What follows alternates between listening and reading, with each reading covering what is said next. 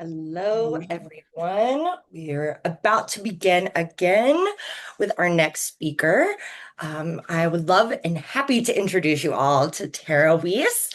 She is going to be presenting for us, but before we dive into her presentation, just want to make sure that we all understand the ground rules. Of course, technology always loves to play tricks on us, and can create all kinds of problems. So we are at its mercy.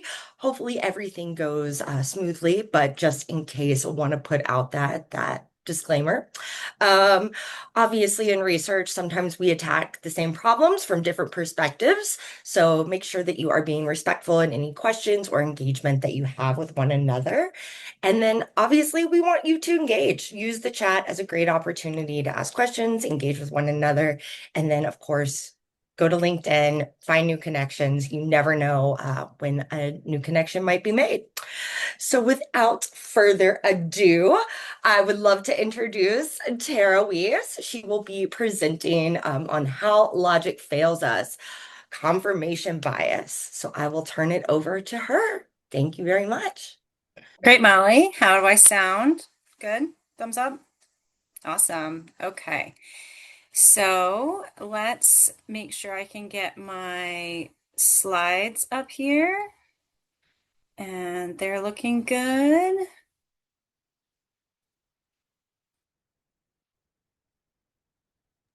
Are you able to share your screen, Terah?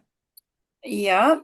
Oh, I thought I was, but it says it's screen sharing. It doesn't look like you're seeing it though. there it is. It was Okay. because I was still sharing. You're all set. Okay. So if my slides are up, what I'd like to do is just kind of ground us in how I got to this topic starting out. For me, confirmation bias is sort of a passion point that I come to again and again with different members of my team because I feel like it's something that actually comes up more recently than it did once upon a time. And oops, okay, that's not what we wanted. Hold please while you look at my very unattractive screen. Holly, I think you jinxed me. Um, I'm sorry. no, that's okay. My PowerPoint just crashed, It's as it because does, we gave the whole preface about technology. right? Okay, let's try this again. That was a very fascinating table of numbers, and I'm sure you're all wrapped by the details there. Um, I'm screen sharing. I see it. Okay, awesome. We're going to make a second attempt here, guys. So, confirmation bias, I feel like, is a really important foundation, and it's just a good reminder because I think it's coming up more and more as the data that we're exposed to and the sources of our information change as something that's really important to come top of mind as we're thinking about the approach to answering the business questions. So you already did my intro. I won't belabor that. I'll get right into why I think this is such an important topic for us to be talking about as research and insights professionals. And it's because for me, the null hypothesis for a long time was this concept that I learned in school that was about stats testing and sort of a technical detail of how statistics are built. And I think what's renewed my interest in thinking about the work that we do in this way is I think thinking about the null hypothesis in each part of our research makes us remind ourselves to question what we believe to be true and recognize the bias that we might be bringing into the research that we're doing. Because in the end, what we're here to do is prove with objective information that there is a relationship, that there is a difference, that there's meaning in this information. And when we introduce bias, it can sometimes cloud the clarity of that outcome. So I think bias and confirmation bias in particular is sort of a sneaky, almost hidden risk in a lot of the research that we do because often we're not personally aware of our own bias. And I think one of the things that really brought this home to me is when I was at the Riva Institute learning to be a moderator. And you really just live that journey over and over again when you interview consumers face to face. You have to come face to face with the assumptions you're making about people, the assumptions you made about the way the conversation was going to go, and it is really foundational to being a great moderator, being able to recognize what you're bringing into the conversation from your own humanity in terms of the assumptions and the background and the biases that you bring. And I think as researchers, we are better when we're forcing ourselves to be consciously aware of some of these things. It opens us up to being more objective, and it opens us up to thinking about how we research problems in a fresh new light. And so, bias is our enemy. As researchers, we don't want bias in our data. We don't want anything that would call into question our conclusions, make them invalid, make them unreliable, or make them something we can't replicate again in the future. That was a one-time effect that we don't feel like is really real. And so I'm going to go through a couple of different, I would say, adjacent forms of bias. Confirmation bias to me is the central idea of this presentation, and the idea that it's very easy to mistakenly structure research in a way that confirms what you already believe to be true. And I think often our research partners, our cross-functional teams can sometimes encourage us to go say, tell us why this is a good idea, or you're vested as a team that you've taken an idea so far and you kind of want it to continue to succeed. So bias creeps in really easily. And there's a couple different types of bias that I think are really related to this idea of a bias that would help you sort of confirm without really challenging your beliefs. And one of them is selection bias. Selection bias in its purest sense is any sort of error that's introduced through the way you represent the population you're studying. And this is a real life example of something that happened just in the last few weeks in my team, where it feels like a very innocuous question. It's a standard screening question that asks how old people are and qualifies or disqualifies them from the study based on the age that they are. And you'll notice here that the recommendation that I was given was that we were going to terminate anyone over the age of 45. And I think this was just a really great example of how bias can so easily sneak in, because this was a study about a product that's traditionally thought of as something that parents buy for small children. So it was an assumption that the team made that by the time you're 45 to 65, this product's probably not relevant to you anymore. We don't really need to talk to those people, certainly not anyone over the age of 66. And me trying to identify any potential way for us to be making assumptions that may or may not be true, I said, does that make sense? Do we know that that's true? And I looked to the data that we had elsewhere and actually uncovered, somewhat surprisingly to the team's learning that they didn't realize this was true, 14% of the category, well, relatively a small amount, still more than they would have expected, is being consumed by people over the age of 45. And probably even more problematic, had we excluded anyone over the age of 45, 24% of the competitive frame of where they're trying to source volume from is consumed by people over the age of 45. So it's just a real life example of how this selection bias is interrelated with confirmation bias, because had we left out all of the older people, then the learnings would have confirmed in some way that what we're doing is only relevant to maybe parents under the age of 40. And so it's just a really interesting example of how it might have gotten missed, but it really is impactful, because in the end, people over the age of 40 are a huge growing cohort, and we might have missed an entire opportunity with that older group.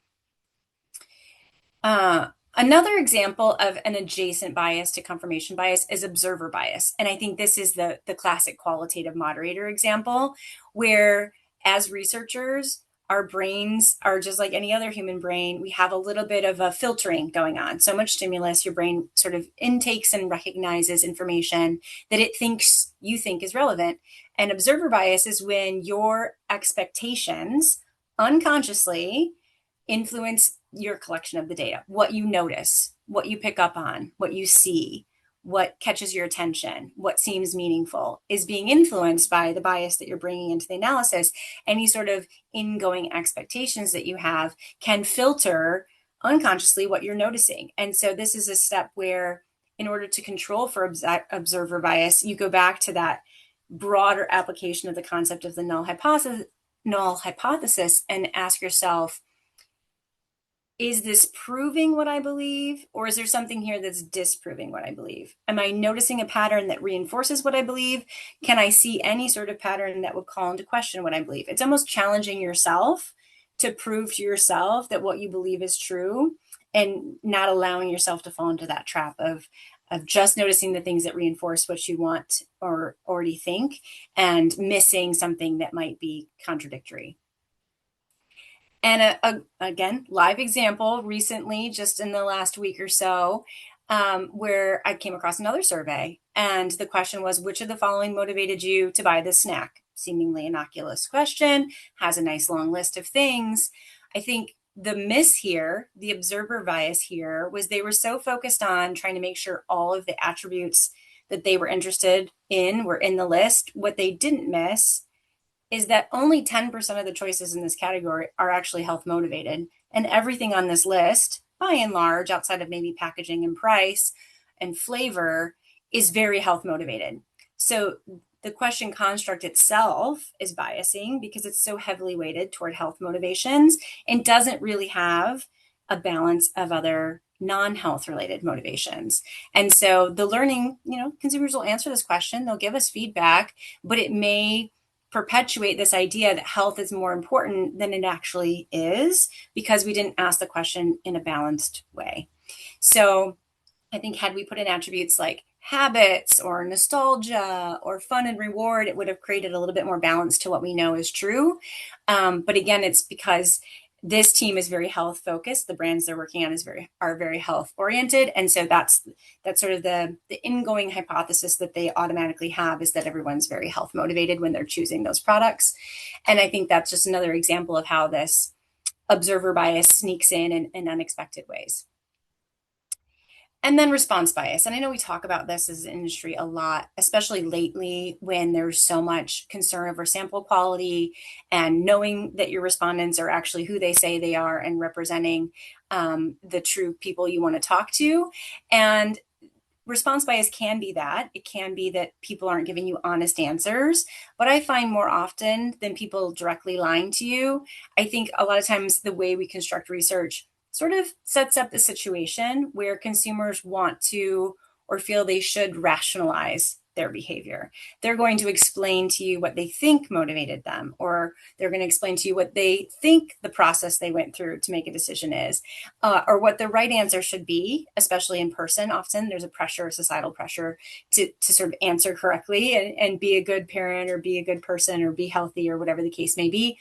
And so sometimes we're introducing bias in just even the methodology that we choose and the way that we set up the survey and the sort of expectation that then the respondent reads out of maybe what we're looking for or what we're hoping to hear from them and their desire to give us what we want, essentially. So these are some examples of how I've seen that come up again. A lot of studies going on these days, so lots of examples to draw from, where a seemingly simple question like, would you be willing to pay more for a national brand than a store brand, seems very straightforward, yes or no question. But the thing here is what we find time and again is that people believe that they should buy the best value. And so, of course, the store brand should be considered. But in reality, the claimed behavior we'll get out of a question like this does not match the reality of market share or the behavior that would actually happen in shelf and an observational study. So it's just a caution, again, to that idea of how can we set up questions in a way that enable people to answer as accurately as possible and aren't confirming some sort of bias or assumption that we've made about how people make decisions or how rational even their decisions are. And then, like I was mentioning earlier, I think looking at an example when we ask people to explain how they go about doing a process that may be only semi-rational or conscious. And a lot of times, if you've ever been on a shop along study in a grocery store, I work in CPG, so we do a lot of that type of research. What you find is that if you just observe someone without intervening, their purchase decision is seconds, maybe fractions of seconds. It's very automated, very habitualized. And then if you stop and talk to them and start to try to explore what's motivating it, they'll give you answers about what they were thinking about. But at some point, there may be a little bit of bias being introduced there about what they want to believe their decision making was or what they think they were thinking that's not really real. So in this case, Again, fairly straightforward question that asks, were you looking at the ingredients on the side? Were you comparing prices? Were you looking for deals? All the things that people might be doing, or none of those. And I think one of the things we continue to learn that really seems to shock people is that when you ask a question like this, people will say, of course, I read the ingredients. Of course, I'm looking at the sugar, the fiber, the protein. But the actual behavior of that in an observed study is just fractions of the claimed level. Less than 10% of people will actually turn a box over and look at the side panel in real life versus how much they would tell you that they do that behavior. So, again, a form of bias that may be a little bit built in by our assumption that people are thinking about our categories and products way more than they really are because we live it day in and day out. And so we're really close to it and thinking about it all the time. And it brings this kind of expectation that our consumers also are much more engaged when in reality they actually may not be. Which leads me to the real meat of what we want to talk about today, which is confirmation bias. And this is a form of bias recognized in the research that says when you are looking for data that supports your hypothesis and you accept that data, and when anything that's contradictory to your ingoing assumptions or bias is maybe dismissed or reduced or ignored or even just not noticed, like I was saying earlier, in terms of how sometimes you're just not even conscious that you're not really seeing that. And so what are ways to avoid this sort of confirmation bias? What do we do about this? I wanted to give you some practical tips about how you can avoid this slippery slope of confirmation bias. The first one is name your hypothesis. It seems kind of silly and basic, but the actual act that I've asked my team to do every time is to say, what do you think the outcome of this will be? What do you think the answer will be? And sort of like call your bet in a way, because then what you're doing is you're saying out loud, I'm recognizing that I have some sort of inkling that I think it's this, or I think it's going to go this way, or I think this is what's going to happen, or how this works. And by naming it out loud, you can be more conscious about looking objectively for data that does support that, and also making sure you're poking around that there isn't any data that actually refutes it and proves it wrong. So it's almost like taking something that's a little bit of a nebulous concept and writing it down and articulating it so that you recognize it, it's a little bit more conscious and front of mind. And then remember that you're there to test it. It's not about finding information to prove it correct. It's about testing to see if it does in effect exist. So that's a reframing of the question. It's not, I'm going out to find out why people make healthy decisions. It's, I'm going out to find out, I think they make healthy decisions. That's my hypothesis. People want to be healthy. Of course they do. But I'm going to go out looking to see, can I find evidence to prove that people are looking to be healthy? So you're trying to prove that your hypothesis is true, and that it does exist. But your assumption, you have to kind of reframe your mind to think the assumption is that it's not real. The null hypothesis is that there isn't a difference, or that that's not a driving factor. And you're trying to look at both sides of that coin more actively. And then look out for logical fallacies, because this is really the tricky part. At the first two, it's like, okay, I can do that. I can name my hypothesis. I can make sure that I'm looking at both sides of the coin and looking at, is it really true? Can I defend it? Is there any evidence against it? But logical fallacies can be really tricky traps that you fall in that can trip you up along the way. These are kind of where the unconscious bias comes in. So I'm going to walk through some of those. Logical fallacies. Maybe some of them you've heard of before, maybe some of them are new, but I think sometimes just giving it a name makes it a little easier to remember and watch out for. So logical fallacy number one, jumping to conclusions. This is something we say. It's a phrase you've heard, surely. It's a hasty generalization. It's when you draw a very big conclusion from very little evidence. And this is really easy for teams to do. They get one study, they hear one respondent in a focus group, they see a product performing in the marketplace, and they take that one point of data and they say, okay, now this giant concept is true. This is successful. This is what people are looking for, and therefore it's a universal law and it's true.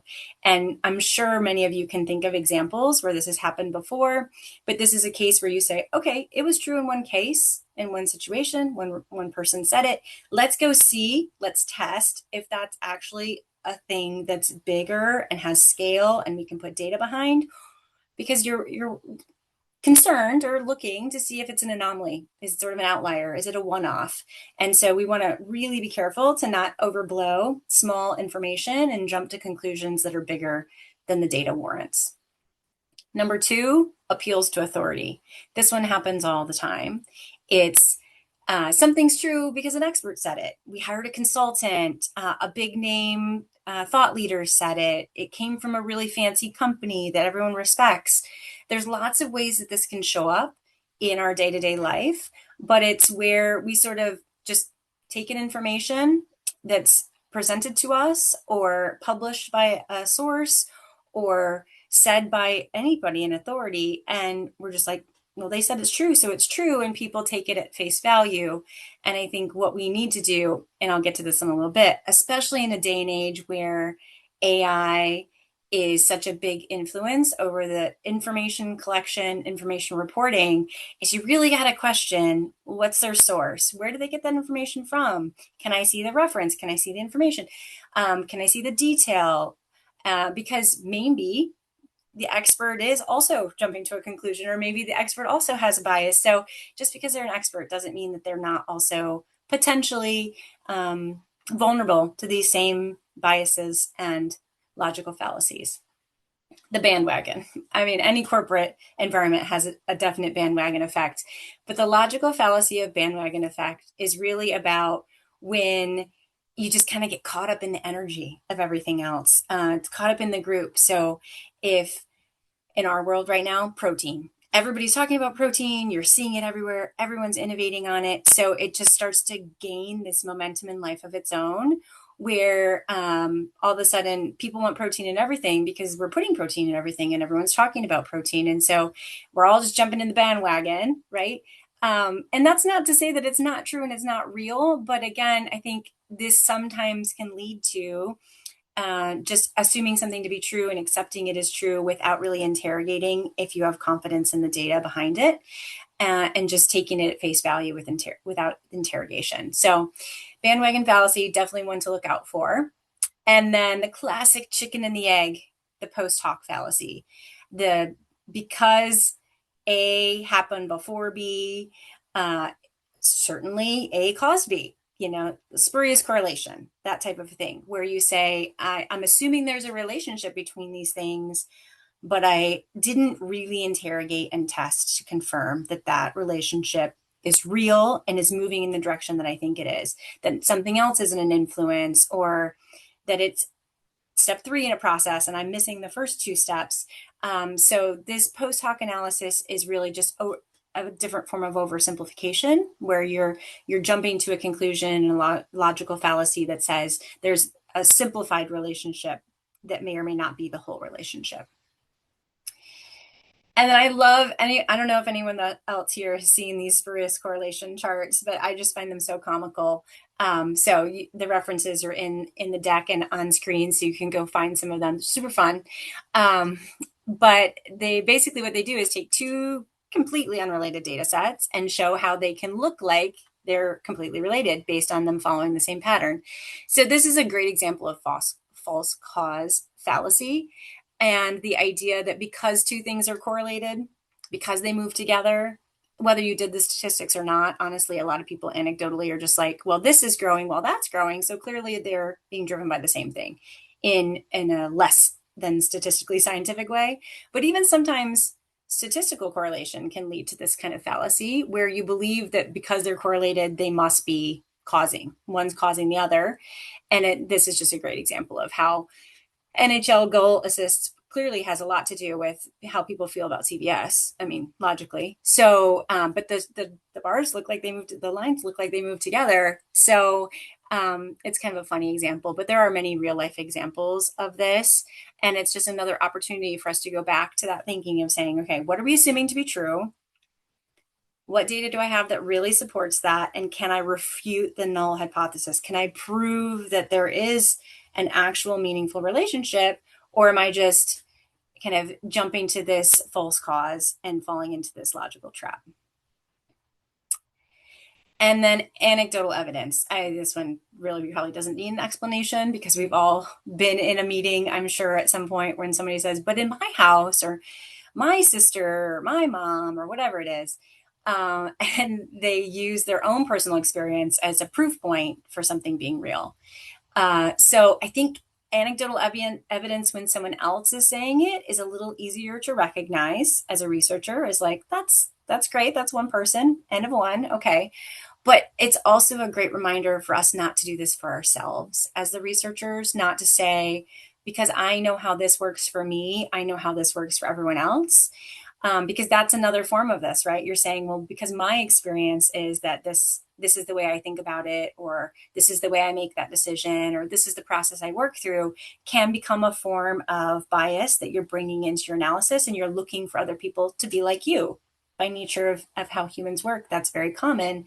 So we have to continue to question ourselves and say, is everyone else like me? Are they thinking about it the same way that I would think about it? And just being really aware, front of mind, of that potential fallacy you could fall into that could lead to confirmation bias.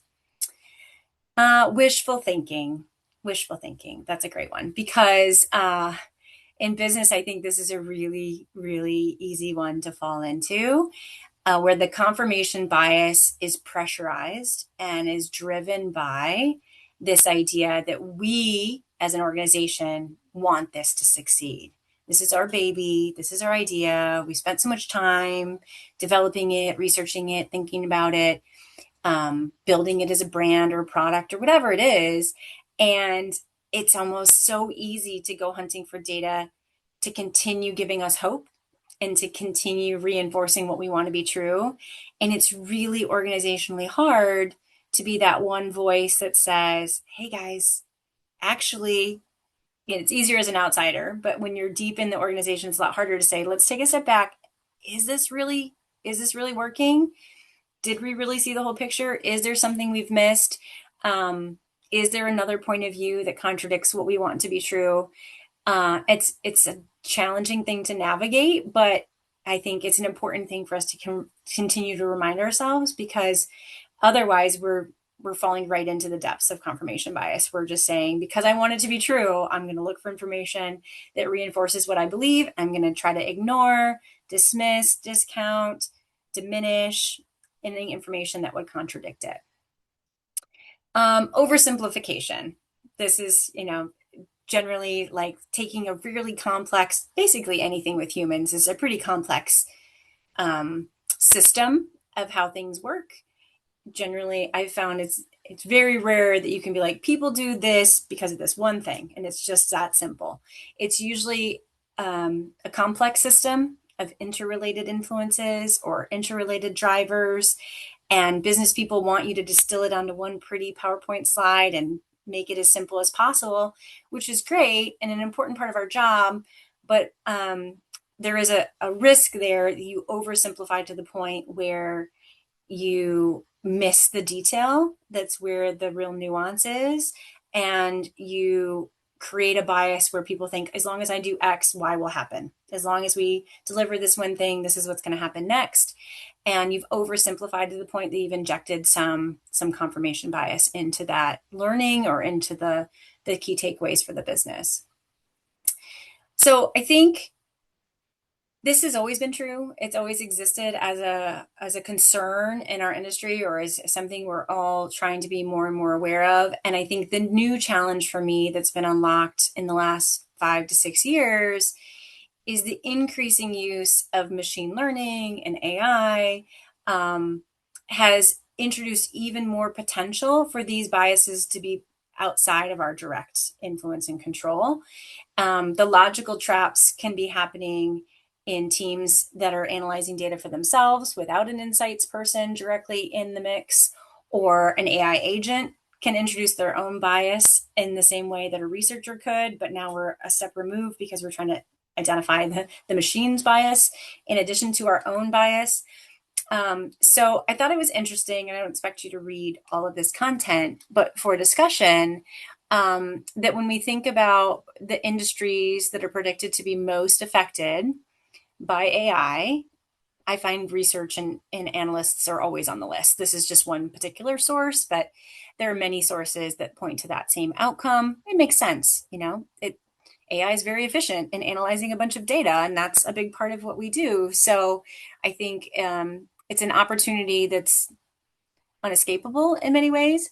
But what that means is all of the training that we've gone through to learn how to construct studies in a way to not have bias, to be aware of our tendency to have bias, to think about bias in the way that we set up our analysis, in the way that we draw conclusions. Now we're handing a lot of that over to a machine who may or may not actually be, I don't know who is the right way to phrase it, but they may not be programmed, may not be able to control for bias in the same way that we had been as human analysts before. And so when I think about the influence of AI in the desire to minimize confirmation bias, I think there's a couple of really important risks we need to keep in mind. We know for a fact that AI models have a tendency to have like a snowball effect, where if there's error in the source data, it can get magnified within the analysis.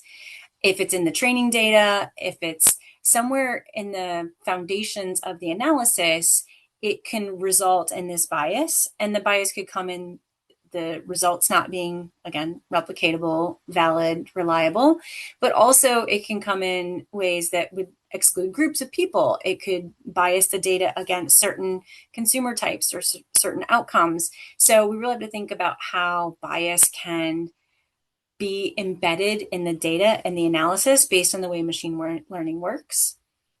And then we also recognize that AI can and does sometimes hallucinate and have inaccurate data. And it'll own it when you ask it, but there could be false facts. They can present them very convincingly. It comes across with authority, like we talked about earlier, as a potential logical fallacy is just trust the expert. AI is so smart. It did all this analysis, and I'm just going to take the answer at face value. So this is another place where you can see some of those oversimplifications, some of the tendency to jump to conclusions could come into the analysis through the way that AI tends to maybe put a little art in its interpretation or hallucinate or misrepresent the information.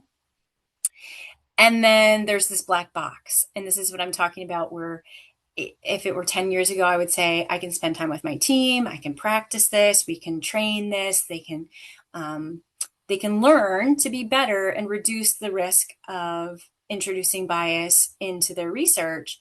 But now, if the research or the analysis is happening sort of in this black box, if you will, inside of the agent or the machine, it's a little harder for us to see where those things might have happened, right? Because we're not in the depths of the data to say, actually, I saw some things that refuted that, or that doesn't really jive and make sense. So sometimes it's harder for us to pressure test and identify some of these potential logical fallacies or biases that are coming in. And then this goes back to sort of the expert value, this over reliance that sometimes parts of the organization may just overtrust this information. They don't do their own human review. There's not enough human in the loop, if you will, in the analysis. And therefore, we're missing the opportunity to identify sources of bias. Another place I feel like this has come up a lot recently is when we get into social listening, or even over reliance on using consumer reviews as a point of data, and the analytics that are built off of social media listening and reviews as data sources. What we've always known to be true for any company that's had like a consumer call center back in the day when people called on the phone, is that it's not representative, right? The people who talk on social media about topics can be kind of the polarization of the people who really love it and the people who are really angry about it. There can be a very loud minority, and so it can kind of swing your perception of how big or small or how important issues or points of view or reflections are. And then the algorithm can also skew the perception of that information, because algorithms are motivated by what serves the platform, not necessarily by representing proportional reality, right? So engines and AI can, with the algorithms, prioritize things that people are engaging with more, engaging with longer. That might be the more controversial, the more emotionally triggering things. They can really amplify more polarizing and sensational material and make it feel like maybe it's bigger than it is, which makes it easy to jump to a conclusion or maybe oversimplify. Um, and then I think what's really interesting, and I'd love to discuss, because this is kind of the end of the bulk of my content, is the idea that the way that social media and social networks work is people tend to find their people, find their passion areas, find their topics, and what they engage with is what they see more of. So then social media in and of itself becomes a little bit of a referential, self-referential, reinforcing form of confirmation bias. If this is what you believe and this is what you're into, you're going to see more and more and more of that kind of content. And so it starts to feel like, well, this is what everyone's seeing. This is what everyone's talking about.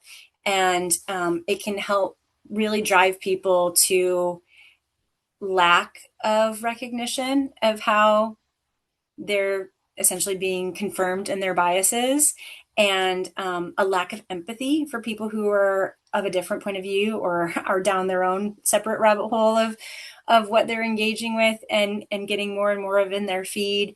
And I think while that's more of a societal question of how that's affecting our culture and our society at large, I think it does have implications for business, both in the way that we target people, the way that we talk to people and engage with them in media, and also just how it translates to then the viewpoints people bring in, their own personal viewpoints that they bring into business meetings and conversations, and how confirmation bias can show up in those environments. So at this point, I would love if anyone has questions or they want to debate and discuss how we handle this challenge, if it's something they're seeing themselves. Just wanted to give time for that because I think this is an interesting thing to talk through as an industry. Well, what other people may be typing. We did get one question kind of towards the beginning of your discussion. We were talking about grocery items and like are consumers, really giving attention. And we had a question about like durable goods. And do you think that consumers do actually maybe think more about a product that's a durable good as opposed to, produce or things that expire quickly? Absolutely. So my comment about how decisions itself can be so milliseconds probably applies a lot more to ketchup than it does to a car, obviously. So I think that's where again, um, there's so many facets of this. Like I'll see data or sit in meetings where people say, well, we have information, we've seen from our agency that the funnel needs to work like this. And that's probably true if you're selling washing machines or maybe even cosmetics, where people do carefully consider and research the things that they're buying. First, because of the investment level being so much higher, right? You're dropping a lot more money on a car than a bottle of ketchup. And um, the risk factor of what if I don't like it, or what if it doesn't work for me, or what if it's not safe? It's like those are much higher investment decisions in many ways than the typical consumer packaged goods where it's like, oh, if I don't like it, it was a couple bucks, whatever, I won't buy it again. They're not as ruffled by something that dissatisfies them as being stuck with a car you don't like, or a washing machine, or even a lipstick is kind of annoying, frankly. So I think that is a very big difference. And that goes back to just this sort of like stopping and pausing and thinking about, yes, funnels are great. This idea that you first have to make them aware and then you have to come back and communicate what your point of difference is. So they'll consider you. And then you have to come back and generate a trial. It's like, if I'm selling a Pop Tart, that probably happens in a couple of seconds. And frankly, it probably happened when they were like 12 years old the first time. But if I'm selling, a new computer, that's a whole different ballgame of like multi-touch funnel driving communications. And so we just have to look at that information that comes to us and say, okay, this makes sense. I understand what you're saying, but does it apply in my industry? How would it be different? How might this change and evolve given the circumstances of what we know about our consumer and our marketplace? And so it just goes back to not taking things at face value, I guess, and just really reminding ourselves to interrogate whether that really makes sense or if there's something that we're missing that we haven't thought of.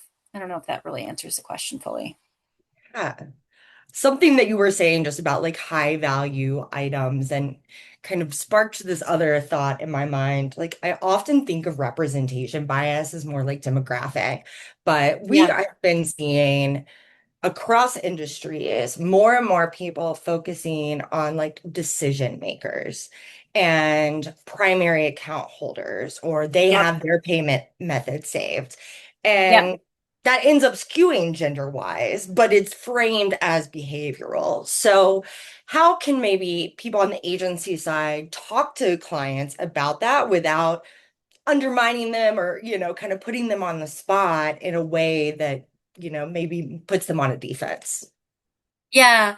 Yeah, it's a great question. I love these kind of questions and having these debates in our team because I think the complicated answer is it somewhat depends, right? So if I'm doing a study that's for Meyer about how people shop their shelf, then maybe it does make sense, even if it's not gender representative or age representative, to talk to the primary household purchaser, who's the actual one with the shopping cart in their hand, that I can argue that that is representative of what we're trying to learn, but it's not a universal law. And I think that's where sometimes we fall into these traps where it's like, well, we always talk to primary household purchasers. We always talk to the card holder or the decision maker, whatever the term is for your industry.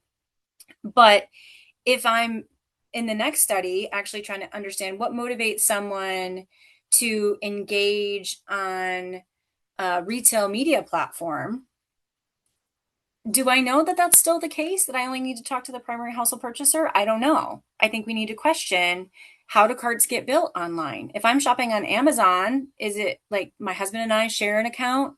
Do my kids share the account? Are they sending me links to put things in my cart? Like maybe we need to take a step back and ask ourselves, how did these things get built and what are the points of influence when you're not limited to like who's physically in the store, and it's an environment where it could be different influencers playing a bigger, more direct role, and re-question whether that's still true or not. I mean, and then kind of building on that, I'm Yeah. sure if you're in the qualitative world, we've all had this experience where a client is observing and they're like, I don't like this participant. Maybe they're older or maybe like not as articulate as some other participants had been. Yep. How do what advice, I guess, do we have around there to ensure that, we're giving a good participant experience, but also not reinforcing biases from our client? Yeah, such a hard one. I, I have a pretty strong point of view on this, maybe unpopular, but I feel like um absent absent over like destructiveness to the research. If there's a person in there that's just insulting other people and being disruptive and whatever, like, okay, there's a point where you got to go. I'm sorry. Like, this is not working. But the tendency to want to remove respondents because they don't fit the expected profile is the definition of what we were just talking about, right? It's like, well, that person I wanted people who were XYZ. They were supposed to be brand loyalists and they were supposed to be high income or they were supposed to be whatever they were supposed to be. And this person doesn't fit the image of what they think that was, in their mind of what that person would be like or what they'd be motivated by. That's not a great reason to boot someone out of research or to exclude them, because there's probably something to be learned there. Either they answered the question honestly and misunderstood, well then maybe we need to learn about how to ask that question better. Or maybe they really are high income but they're super frugal on this one thing. I can remember, for example, it's kind of down the lane of what you're asking.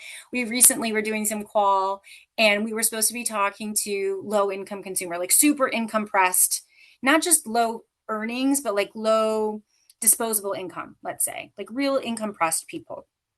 And this woman was like, I walk around the parking lot picking up the quarters that people leave behind. If they leave their cart, Aldi, I have to assume, leave their cart out there with a quarter in it, I'll pull all those carts back and take all those quarters. I'm like, you're thinking, my gosh, this woman is really pressed. Like for a couple quarters, she's putting in a lot of work, right?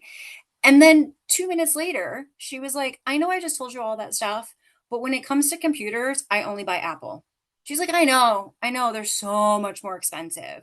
She's like, but I will save for 2 years to afford an Apple computer because I just don't even want to learn a new operating system. So that's where I mean, I feel like had that been reversed and it was an Apple research study, people would have been like, oh my gosh, why is this woman here? This isn't our consumer. And so it's just like you can't jump to those conclusions about people's motivation. There's so much to be learned by, and especially in qual, I have a strong opinion of like that one thing somebody says can unlock a whole new opportunity for exploration. Do I take it as fact and run with it just based on one person saying it? No. But what she just articulated was a really interesting insight about the value of the burden of learning a new operating system. Like it's a really extreme example of it, right? So I think I always try to encourage, and as a moderator, when I was a moderator for years, um, I, I would stick with people. And the people in the back room, like, I can't believe you didn't send that guy. Like, I was like, no, there's always something to learn from everyone. And I'm like, I'm happy, even if we just learned one thing, it was still worth it, you know? So I just think it's a matter of reframing what's important and helping people through those experiences to recognize that we may be jumping to stereotypes and conclusions and we need to be more empathetic and sensitive. And I guess my last point on that topic is, and this just came up yesterday, so I'm still a little sweaty over it, is, most people in our industry, we're relatively well educated. We make really good money on the whole versus the rest of the population, right? So we're in a peer group operating with other people who are more like us, and there are people in the population who are less like us, many cases. And so I really find that there's learning opportunities and growth opportunities when you're sitting in a boardroom and people are talking about the Dollar General shopper or the people who buy food at convenience stores, and they talk about them in sort of disparaging ways. Um, the term Bubba was used, and I was like, okay, learning opportunity. Let's stop and talk about this because you're making an assumption that the only people who go to a convenience store are like some guy who is a construction worker or whatever you mean by that term. I'm not even really sure. And then you're making assumptions about what they care about and what they're motivated by. You don't know. You don't know. That guy could work out at the gym and be the biggest health nut ever. You don't know. So I think it's just an opportunity for us to be good researchers and help other people understand those kinds of things. Yeah, we've run into the low income thing and have started kind of approaching it from like a financial strain perspective because $100,000 a year, if you've got 6 kids and live in San Francisco, is a Yeah, lot different than $100,000 income in Tulsa, Oklahoma. Um, right. Okay, so we've got some other questions, comments. Okay. We've got a question that came in from Lynn. Do you have an example from healthcare where healthcare providers are considered representative of the impression, value, willingness to adopt a therapy that underestimates the role of the healthcare consumer in that decision process? Yes, I did work in pharma and healthcare for a couple of years. So I have a little bit of experience in this area. And I think what's really challenging about the healthcare marketplace is um, it's almost like you have intermediary buyers, right? You've got the insurance formulary coverage decision maker and what's going to be covered and not covered in tier one and tier two and all these things. And then you've got the primary healthcare provider, the doctor, the PHP, the specialist, whatever they are. And then you've got maybe even a nurse in the equation that's having a amount of influence over the patient and or the doctor. And then the patient themselves and the patient's caregiver, or, like there's a lot of influence points in that decision making. And I think it can become a little bit reductionist when companies want to only talk to the doctors because then they're missing this larger ecosystem of influence, and you can go talk to the doctor and the doctor will oversimplify. It's like, well, this is the protocol and this is the drug treatment plan and this is what they're supposed to be doing, and it seems all like, oh, that's very neat and tidy. That's what's going to happen. And then you finally get the money to do like an actual patient study, and you find out that there's a giant rift and a gap between what the doctor thinks is happening and the patient's actual compliance or experience or understanding of what's supposed to be happening. Like the doctor said it and the patient did not hear their, Venus and Mars or whatever. Like they're not speaking the same language, they're not understanding each other. And I think a lot of times when you have a situation where your strategy was built on research and you have confidence in your research, you understand why you came to the strategy you did, but then the in market doesn't track, that's a great opportunity for you to say, did we miss something in this ecosystem? Do we miss an influencer? Because maybe it's working for the doctor, but it's breaking down in a different part of the system, or a different part of the system is thinking about it differently. And so it's challenging because we don't all have the money and the time and all the things to do all the things we want to do, obviously. But I do think that beyond the doctor, are there even influences over the doctor? What conferences are they going to? Who are they listening to? What are they reading? What are, those things. So it's just, again, it's like that one extra question of what else am I assuming to be true that may not be true? What could I be missing?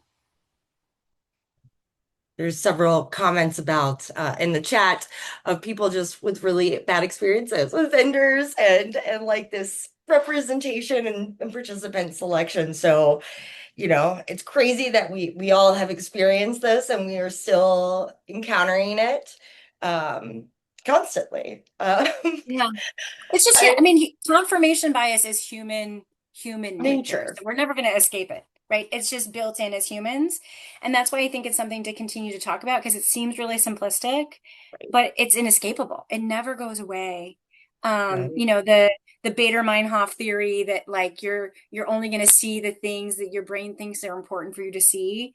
It's just like a really great scientific principle that goes back to how easy it is for even the most rigorous researcher to fall into this trap of unconsciously filtering things that don't confirm what they already believe to be true. And I've just found personally that the best defense against that behavior is making yourself super uber aware of what you believe to be true. Like lay it out. What do I really believe to be true so that you can be aware that you do have a preconceived notion. And I really thank Naomi Henderson for that training because she was so adamant about it and picky about it. She's like, but in the guide, what have you assumed when you wrote this thing? You made an assumption. You were assuming that something was going to happen. What is that assumption? And challenge it and make sure that you have a way to check yourself and confirm that that's true. And it's just a really good reminder that I bring with me into every day. And I just find more and more, again, with all the things I said about AI, how it almost seems to be more and more important to think about today than it even was 10 years ago. Yeah, I really appreciated your discussion on AI. I mean, everyone's talking about AI, but I've not seen as much content talking about how bias inserts itself. Like, I was just using an agent yesterday, and every participant became male. Like, despite their name, despite demographics entered, I'm reading through the output, and every participant was he or his. And so that's the type of stuff that, when you talk about replacing jobs, like no, we do have that human touch that can still bring our research to life and kind of can counteract some of that automated stuff that happens in the background that we may miss. So I Yeah, really for sure. appreciate it. Of course. Yeah. Any other questions? Oh, I see some coming in. Not so much a question, but I love the idea of having your team write out their hypotheses. I try to do this with our business stakeholders when I have the opportunity ahead of a study. That's a great Yeah. important thing. I have found that often asking clients that allows them to maybe think stronger, but I would love to hear your perspective on that. Yeah, I think it's just we're all busy, we're all under pressure, and it's just such an easy thing to say, like, do I really need this? I know what we're trying to do. And it's just I found an invaluable small step to say, what are you expecting to be true? What do you think the outcome is going to be? Um, what are you expecting to hear? Those kinds of questions, even if you're not using the technical terminology of like hypothesis, which kind of puts people a little off at times. It just helps them think through what bias they might be bringing to the analysis. And, all the way from your most junior analyst, as they're crunching numbers and building models or whatever they're doing, like, what do you think? What would be your guess? Do you have an incoming hypothesis? And just reinforcing, especially in the research team, to recognize it and challenge it. And it's very sort of high and mighty to say that we could train ourselves to be completely objective and say, no, I'm just here to learn. I have no preconceived notions. Like, that's ideal, but it's not realistic. I think we all get biased over the days and over the years. You spend too long in a company, you start to kind of like lose touch with reality in some ways. But at least putting it down on paper forces you to think it through and say, do I have a preconceived notion about this? Do I have a stereotype? Do I have any sort of assumption that I need to check and confirm? And it just helps us avoid missing things. Like the silly little examples I gave, it's like, it would have been easy to be like, yeah, it's a mom for kids snack. Why would I need to talk to 66-year-olds? It doesn't make sense. And then you go poke around and find out, oh, actually, they make up a pretty sizable amount of the consumption. That's weird. What's going on with that? It's like if I had never asked that question, we never would have connected those dots. Yeah. Another question that came in was, do you ever use any type of like projective techniques to help identify these unconscious biases? Yeah, I think a lot of the fallacies, you probably, if you're a quali, would have noticed that a lot of the less direct questioning techniques were designed in many ways to address some of these inherent risks of logical fallacies and bias introduction. So, direct questioning can lead to this, like, oh, I think I know the answer. This is what I do, or this is what I would do, or this is how I think about that. And those aren't bad, but when we over rely on pick lists and choose all that apply and rank these and score these, it simplifies the decision making in a way that it underrepresents that whole like BSI system one thinking type of, a big part of our decisions aren't super rational, aren't super thought out, are more emotionally driven than logic driven. And so projective techniques, direct observation, these things allow us to give space for that other piece of the equation to come to life because people feel more free to be a little silly and somewhat illogical and more complicated and messy if they're picking a picture that describes how they feel because they don't know what the right answer should be. And so you can have a more interesting conversation with them about that and what it means in a way that enables them to kind of get out of their system to like, I know the right answer. Of course, I should be looking at how many calories it has, obviously. And we should. I'm not saying we shouldn't, but like, there's more to the decision than that. Let's be honest. Sometimes you're just really tired, or like you have 4 seconds and you just got to pick what's there. And like those things don't always come out right away. And the projective enables you to kind of like pick up on some of those other signals. So I agree. Yes. Um, direct observation, photographs, image elicitation, storytelling. There's so many great techniques in that area that really help you get around these things. There's a book called Moderating to the Max that I love. It's like my little go-to resource of, oh, I need a sort of projective technique, and just flip through there and find, oh, there's some good ones in here. I forgot about that one. So if you haven't heard of that book, I recommend. It's still sold on Amazon. I tell people about it all the time. It's just a really good, like, here's an example of something you could do. Here's an example of something you can do that apply. I use them in quantitative studies sometimes even. It's traditionally qualitative, but there's ways with technology that you can have image sorts in surveys and you can do um, find an image online that answers this question. There's, some of those tools are available now to us. All right.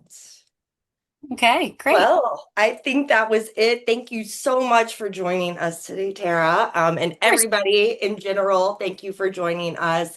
As a reminder, after this concludes, we will be having all of these recordings available on our website.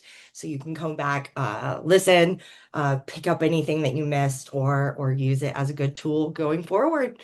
So thank you, Awesome. everyone, again. I appreciate your time. And thank you again, Tara, for your lovely insights and great discussion.